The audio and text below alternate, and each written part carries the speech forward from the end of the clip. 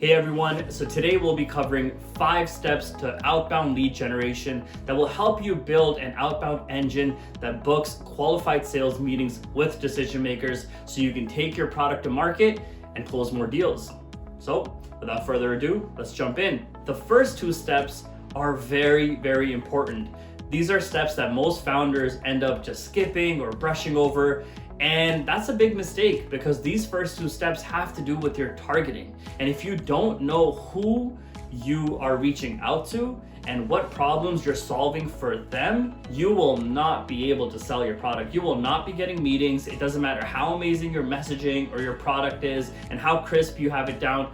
If you don't know who you're selling to, none of that matters. So that's what the first 2 steps are going to help you do. And I promise you, if you get this down right, that is 70% of the work. And even if your messaging isn't 100% spot on, if your targeting is spot on, you will get results. So step number 1, identify your ideal customer profile.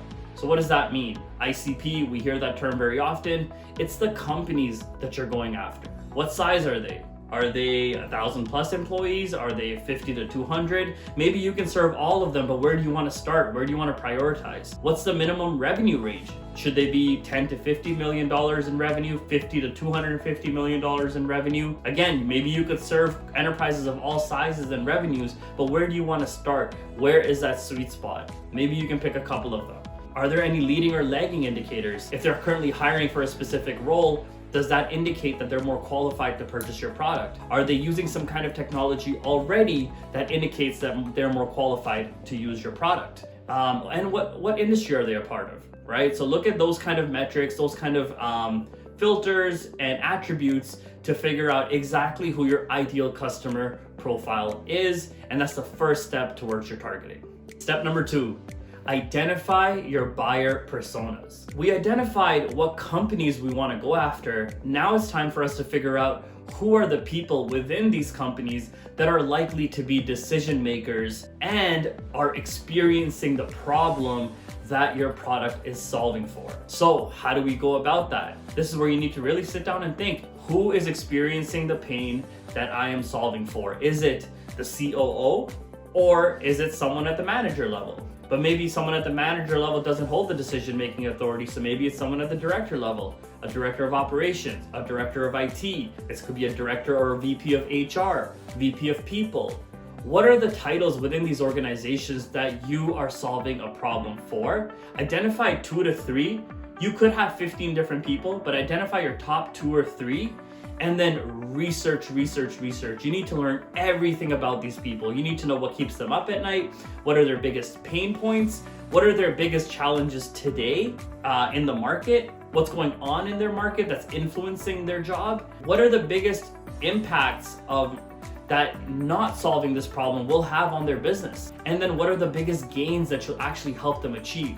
Remember, you're selling to people, not a company. And because you're selling to people, you need to understand those people very well. And so use a framework to build an ideal buyer persona, understand their pain points, how you're actually helping them. And once you have a very detailed understanding of your buyer persona, now you're ready to start building your messaging sequence, which is step number 3. After you've figured out what connection message to use, it's time to create your messaging sequence. So what is a messaging sequence? It's a series of messages that are sent out over a period of time. What I recommend is 4 or 5 messages in a sequence that are sent over a 3 to 4 week period, a few days apart each. And in your messaging sequence, this is where you're going to use your buyer persona to really guide what you're saying. So make sure to focus on the pain points that you've discovered. Make sure to focus on the goals that your buyers are wanting to achieve and how you can help them achieve that with your product. Keep it very soft, keep it very brief. LinkedIn is a combination of a text message and an email. It is a social media platform, so don't send essays.